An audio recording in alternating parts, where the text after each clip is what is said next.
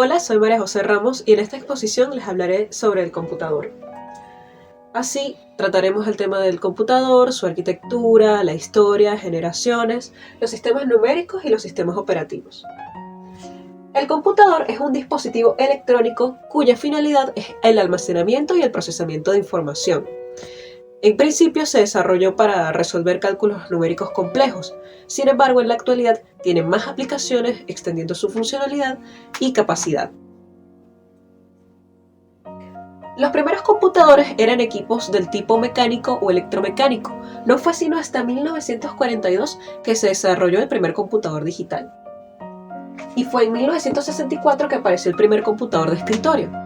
Hasta ese entonces todos los computadores eran máquinas grandes que ocupaban mucho espacio y eran muy pesadas.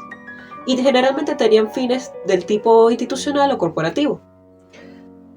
Luego en 1974 apareció el primer computador personal. Pero si no, fue hasta 1980 que hubo un boom de los computadores personales y se empezó a globalizar su uso.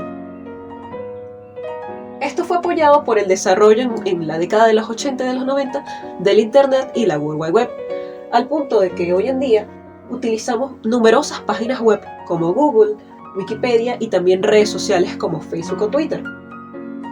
Además, estamos ante una innovación diaria de tecnología y ciencia que necesita equipos computacionales cada vez más avanzados. Así, vemos nuevos términos de hoy y el mañana, como la inteligencia artificial o la computación cuántica. Esta historia de los computadores la podemos resumir en generaciones. En principio, la primera generación de computadores funcionaba a partir de tubos de vacío. La segunda generación, con el desarrollo de los transistores, se vio marcada. Pero luego, en la tercera generación, aparecieron los circuitos integrados.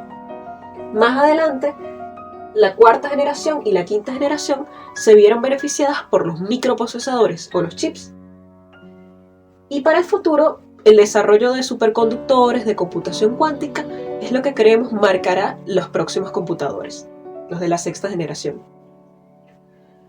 Por otro lado, hablemos de los sistemas numéricos. Los sistemas numéricos son maneras de representar números a partir de una base y de dígitos que los conforman, por ejemplo el binario, el octal, el decimal o el hexadecimal. En particular, cuando hablamos de computadores, el sistema binario es muy comentado. El sistema binario se utiliza en dos dígitos, el 0 y el 1, y tiene muchas aplicaciones computacionales, en programación, en criptografía, en almacenamiento, manipulación y transferencia de datos. Por otro lado, hablemos de la arquitectura del computador, es decir, de sus componentes. Generalmente, cuando empezamos hablando de arquitectura del computador, nos referimos al CPU. ¿Por qué? Porque es la unidad central de procesamiento, la más importante, la que lleva a cabo todas las funciones. Y en ese CPU podemos encontrar la unidad aritmético-lógica, que es la que lleva a cabo todas las operaciones aritméticas o lógicas, como lo dice su nombre. Y también podemos encontrar la unidad de control, que es el CPU, que gestiona las operaciones del CPU. Además sabemos que la memoria puede ser del tipo RAM o ROM. RAM significa memoria de acceso aleatorio y ROM, memoria de solo lectura. Pero también es posible encontrar en un computador las unidades de entrada y salida, que son partes del computador que, si bien no son indispensables para el funcionamiento del mismo, tienen utilidades que resultan muy beneficiosas porque expanden sus capacidades y para el usuario le permiten más usos al computador. Por otro lado, tenemos los sistemas operativos, que ya es la parte del software del computador. Un sistema operativo en particular es el software central, el que gestiona todas las operaciones del computador. Así que es indispensable para su funcionamiento. Así como el CPU es indispensable para el hardware, el sistema operativo es indispensable para el software. Entre esos sistemas operativos, los más populares, Linux, por ejemplo, que es el que yo uso, que es de software libre, pero también están las computadoras que utilizan Windows o las Mac. Además, hay que tomar en cuenta que no solo el computador que estamos acostumbrados a considerar como el desktop o la laptop necesitan de sistemas operativos. Hoy en día que se utilizan smartphones, también encontramos los sistemas operativos de los teléfonos Apple, que es el iOS, y también encontramos teléfonos que utilizan Android. Esos también son sistemas operativos. Entre los tipos de sistemas operativos, encontramos que podemos clasificarlos de acuerdo a diferentes criterios. Depende del número de usuarios, pueden ser monousuario y multiusuario. Depende del número de tareas, monotareas y multitareas. Y dependiendo del número de procesadores que se utilicen, sería uniprocesador y multiprocesador. ¿Qué podemos concluir?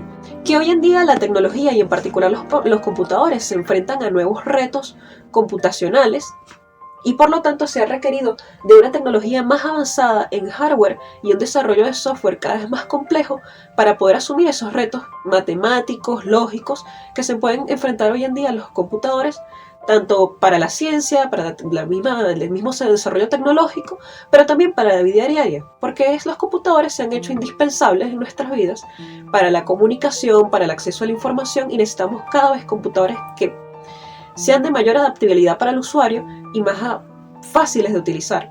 Entonces, eso lleva a que hoy en día podemos concluir que el computador es una herramienta básica que podemos implementar en muchas áreas de estudio y de nuestra vida.